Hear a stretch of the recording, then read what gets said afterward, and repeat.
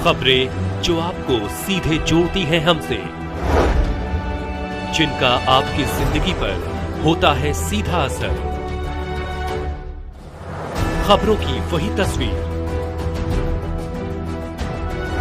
बिना बदले बिना डरे, जज्बा सच का लिए, सच दिखाते हैं।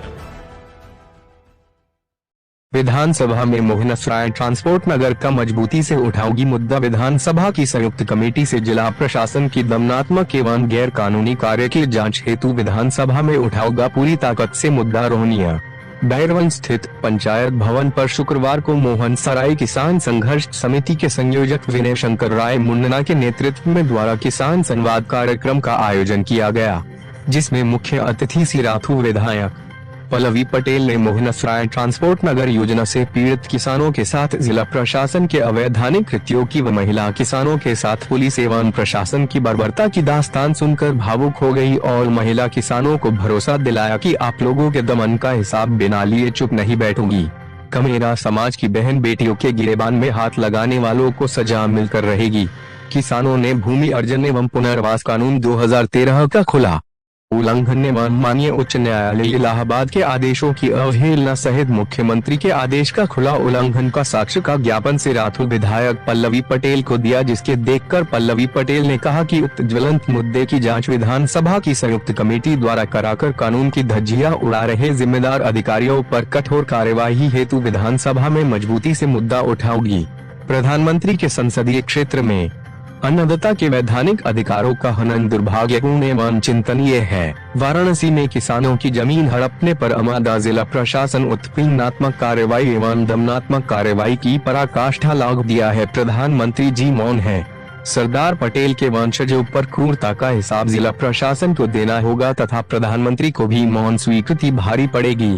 किसान संवाद का संचालन गगन प्रकाश यादव एवं धन्यवाद ज्ञापन कृष्ण प्रसाद उर्फ छेदी पटेल ने दिया। संवाद में मुख्य रूप से विनय शंकर राय मुन्ना, मेवा पटेल, अपना दल कमेरावादी जिलाध्यक्ष दिलीप सिंह पटेल, राजेश पटेल, प्रधान लाल बिहारी पटेल, पूर्व प्रधान अमलेश पटेल, रामलाल पटेल, राधेश्याम पटेल। जो सत्ता में बैठे हैं और जो हमारी जमीन की लूट पार कर रहे हैं, वो वही लोग हैं जिनको हमने ताकत दी है। हम उनकी ताकत के गुलाम नहीं है।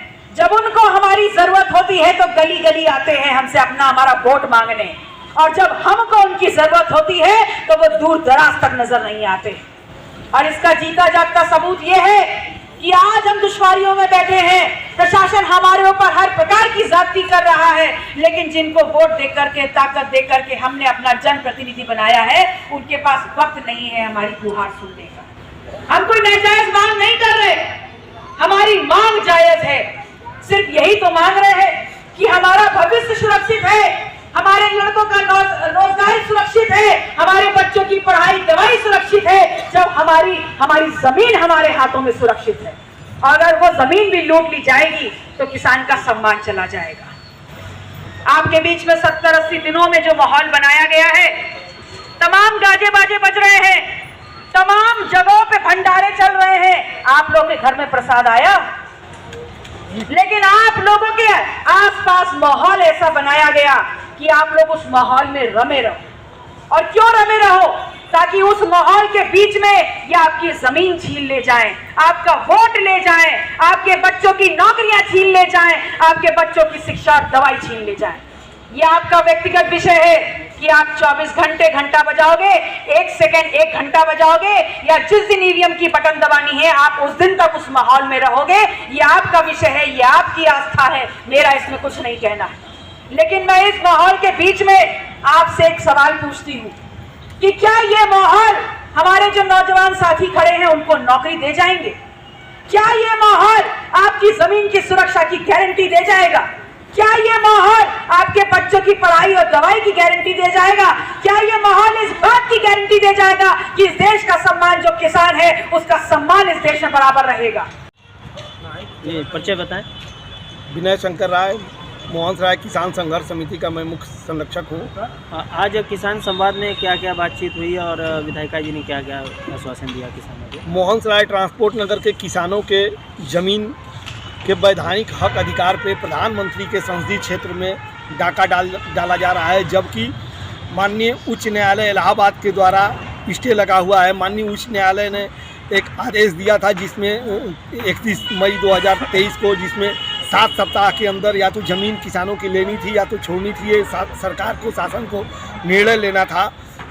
मुख्यमंत्री के आदेश पर, माननीय मुख्यमंत्री जी के आदेश पर कि किसानों की ज़मीन का मुआवजा नए कानून के आधार पर नए सर्किल रेट पे देने के लिए सौहार्दपूर्ण वार्ता करके और समाधान निकाला जाए। इस सारे आदेशों की अवहेलना बनारस का जिला प्रशासन कर रहा है और किसानों के ज़मीन पे तानाशाही तरीका अपना करके किसानों के ऊपर जो बर्बर लाठीचार्ज हुई उसके बाद भी अभी दमन लगातार चल रहा है, जिसके खिलाफ आज पल्लवी पटेल जी ने, हम लोगों ने एक आवाज़ बुलंद किया। पल्लवी पटेल जी के साथ हम किसानों ने संवाद किया। पल्लवी पटेल ने ये भरोसा दिलाया है कि जो विधानसभा का सत्र चल रहा है उसमें मोहन राय ट्रांसपोर्ट नगर के किसानों की आवाज़ वो वैधानिक तरीके, जो जितने भी साक्ष्य थे हम लोगों ने साक्ष्य दिया है, सारे साक्ष्य के साथ वो सवाल खड़ा करेंगी। और हम लोगों ने मांग किया है कि विधानसभा की ज्वाइंट एक कमेटी आकर के और यहाँ पे जांच करे, क्योंकि प्रशासन से अब हम लोगों का कोई विश्वास नहीं है। सरकार यहाँ पे एक समय ज़मीन डिनोटिफाई की बात करती है, फिर उसके बाद उल्टे आ जाती है कब्जा करने के लिए, जबकि भूमि अधिग्रहण कानून 2013 के अंदर ये प्रावधान है कि 5 साल तक योजना अगर विकसित होकर के लागू नहीं होती है, अगर 80% किसान सहमति नहीं देते हैं, अगर उनका अवार्ड नहीं होता है, उनको मुआवजा नहीं दिया जाता है, तो ज़मीन निरस्त होनी चाहिए।